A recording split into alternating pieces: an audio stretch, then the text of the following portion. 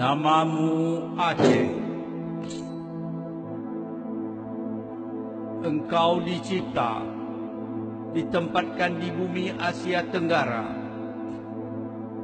Negerimu diapit oleh Selat Melaka dan Lautan Hindia.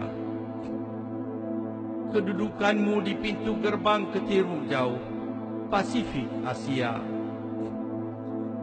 Pelaut Hindi menyebutmu Aceh, kagum atas keindahanmu.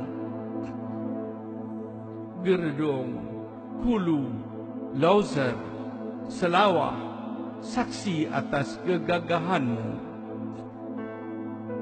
Lok Sedu, Lok Nga, Sabang, sebahagian bukti atas kecantikan pantaimu.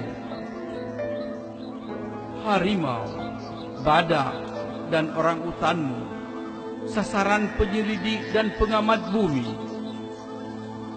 LNG, petroleum, hutan tropikal, emas, nikmat Allah akan kekayaan tanahmu.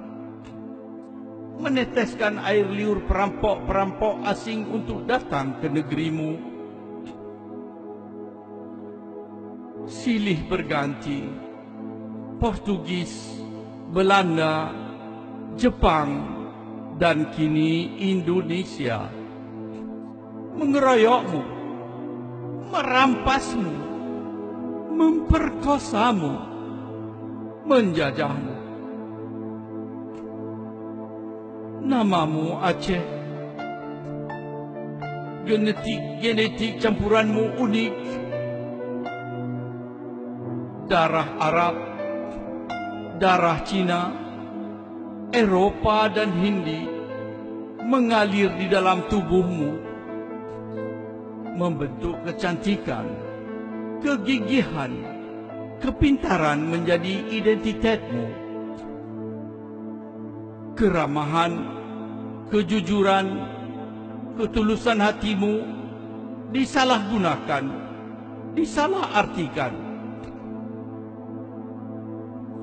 Engkau berikan apa yang ada padamu. Engkau tunjukkan kesetia kawanmu sesama bangsa Melayu. Di masa Portugis, darah Aceh membanjiri benteng negeri Malaka. Di masa Belanda, darah Aceh mengalir di bumi Nusantara. Di akhir Perang Dunia Kedua, darah Aceh berkubang di medan Arya. Emasmu, minyakmu, LNG-mu, hasil hutanmu telah engkau sumbangkan, menyelamatkan dan memerdekakan seluruh Nusantara dari penjajahan Belanda. Akan tetapi, air susu dibalas dengan tuba. Kini engkau menjadi asing di negerimu sendiri. Engkau dibantai, disiksa, diperkosa oleh rekanmu yang engkau merdekakan di tahun 45. Kini engkau dilarang menyebut namamu Aceh. Engkau dipaksa diberi nama baru yang asing bagimu, Indonesia. Di sekolah, anakmu dilarang menggunakan bahasa ibunya.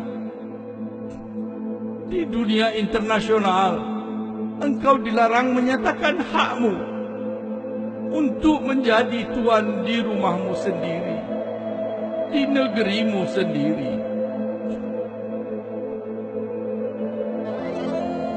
Karya Dr. Husaini Hasan, Stockholm, 2 Desember 2003.